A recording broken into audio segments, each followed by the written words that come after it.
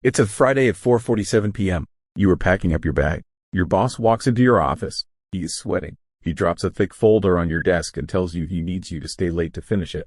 5 years ago, you would have said yes immediately. Your stomach would have dropped. You would have canceled your Friday plans, and you would have stayed until 9 p.m.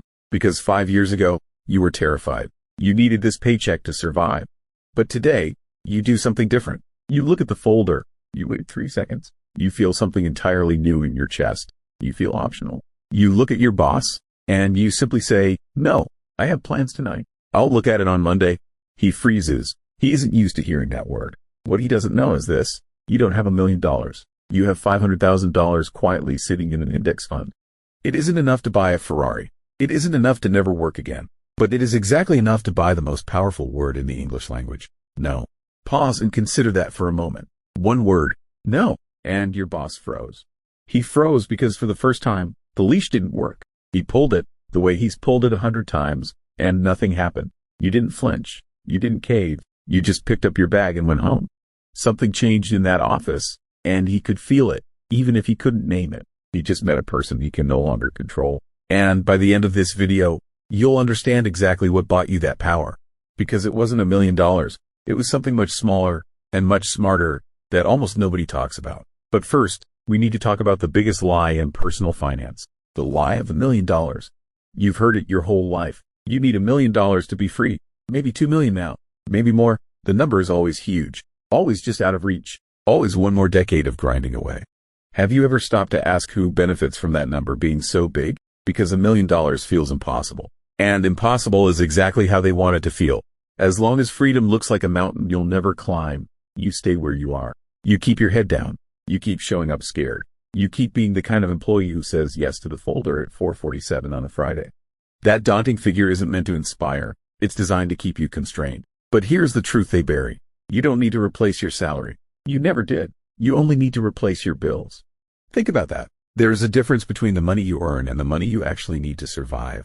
Your salary pays for your rent, your food, your power, your phone. But it also pays for the upgrades, the new car, the restaurants, the things you buy to feel okay about a job that scares you.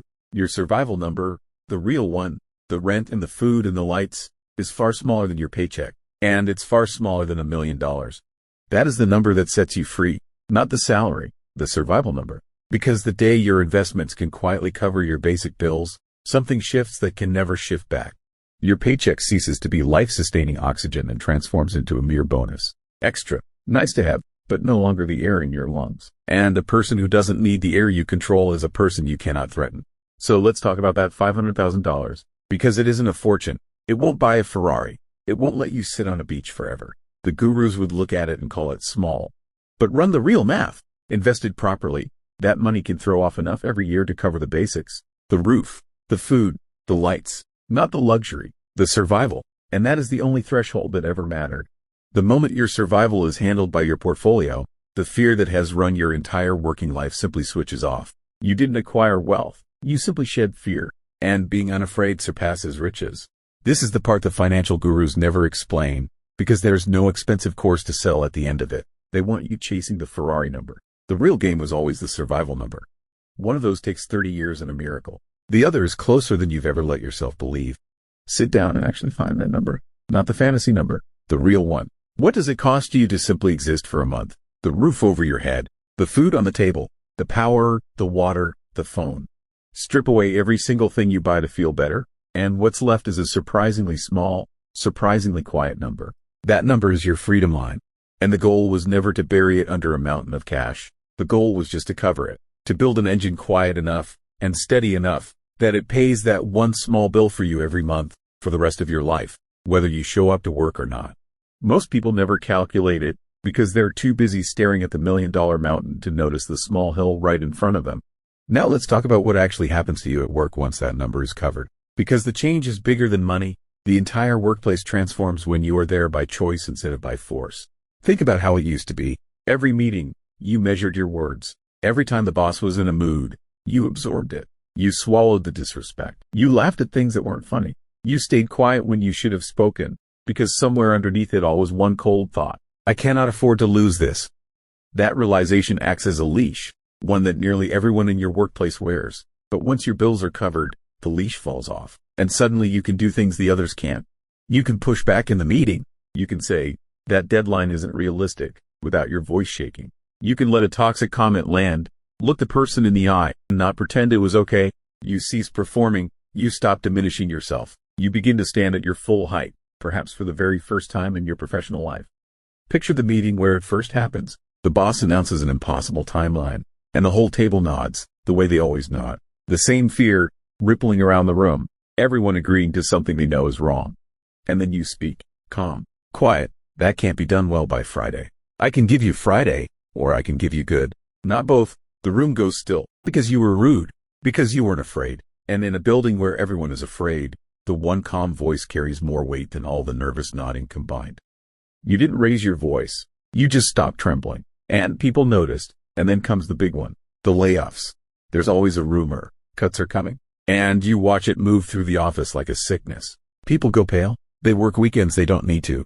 They flatter the people they hate. Because for them, a layoff isn't a setback. It's the end of the world. It's losing the oxygen. But you hear the same rumor, and your heart rate doesn't move. Because a layoff, to you, is just a long paid break with a severance check attached. The thing that terrifies the entire building has no power over you. And the moment fear loses its grip on you, you become the most dangerous kind of employee there is. Honest, calm, impossible to manipulate. Because here's what wealth actually buys. The thing nobody tells you. It was never about the things. It was never about the watch or the car or the house. Real wealth buys leverage. It buys the ability to walk away. And the person who can walk away always holds the power in the room. Watch how it changes everything, quietly. The raise you were always too scared to ask for, you can ask for now, because no doesn't frighten you anymore. The job that treats you badly, you can leave, because you're not begging, you're choosing. The offer from a competitor, you can actually consider it, instead of clinging to what you have out of pure terror. Every single negotiation in your working life tilts in your favor the instant you no longer need to win it. That's the strange secret of leverage. Paradoxically, the less you rely on something, the more accessible it becomes. Desperation repels, while calm attracts. And your survival number bought you the calm. Think about why every workplace runs the way it does. It runs on a single, quiet engine. Fear. The fear of losing the paycheck. That fear is what makes people accept less than their worth. It's what makes them stay late, swallow insults, and call it loyalty. Your boss doesn't manage you with inspiration. He manages you with that fear, whether he knows it or not. And the day you covered your survival number, you reached down and quietly cut the wire. You didn't quit. You did something far more powerful. You stayed, and you became uncontrollable. But I won't pretend this freedom comes without a cost. It does, and it's a strange one. First, there were the years it took to build it. The years of saying yes when you wanted to say no. The discipline. The dinners you skipped. The upgrades you passed on. The quiet, not yet. You told yourself 1,000 times while everyone around you spent freely. You bought this calm with years of patience that no one ever saw. And then there's the loneliness on the other side of it. Because once you're free, you can't fully relate anymore. Your coworkers are still afraid. They still flinch at the folder. They still go pale at the rumor. And you can't explain to them why you don't. You can't tell them about the account. So you carry a quiet calm in a building full of people running on fear. And you carry it alone.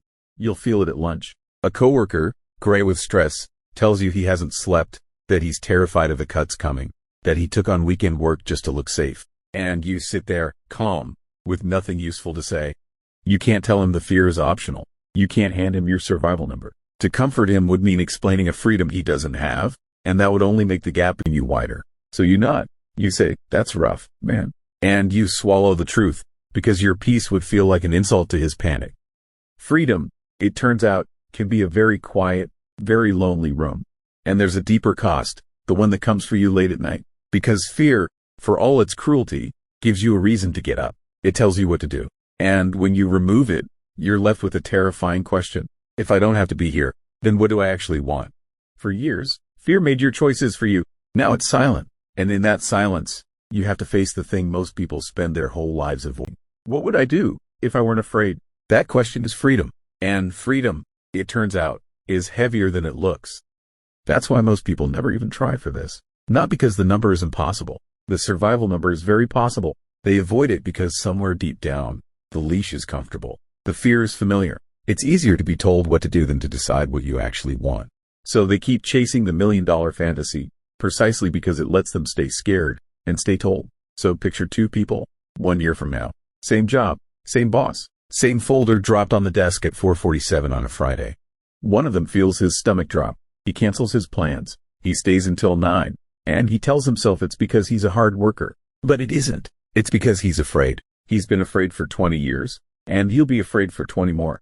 The other one waits 3 seconds, feels nothing but calm, and says, "No, I'll look at it Monday." Same desk, same paycheck, almost, but one of them is owned by the job, and the other one owns himself. And the only thing that separated them was a quiet account that covered the rent. His silence at his desk is fear. Yours is freedom. From across the office, they look identical. They could not be more different. So go back to that Friday, 4:47, the sweating boss, the thick folder hitting your desk, the 3 seconds of silence before you spoke. In those 3 seconds, your whole life changed shape. Not because you got rich. You didn't.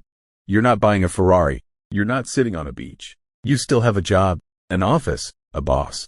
From the outside, almost nothing looks different. But everything is, because you finally understand the secret the gurus will never sell you. You were never trapped by your salary. You were trapped by your bills. And the day you covered them, the cage door swung open, and you realized it had never even been locked. Because true financial freedom isn't quitting your job to sit on a beach. It's walking into work every single day, knowing you don't actually have to be there. So what about you? If your bills were covered tomorrow, if the fear was gone, would you still walk into that job on Monday? And if the answer is no, what does that tell you? Be honest. Tell me in the comments. Because the life you choose without fear is the only clue you'll ever need. I'll see you in the next one. Take care of yourself and start counting your bills, not your dreams.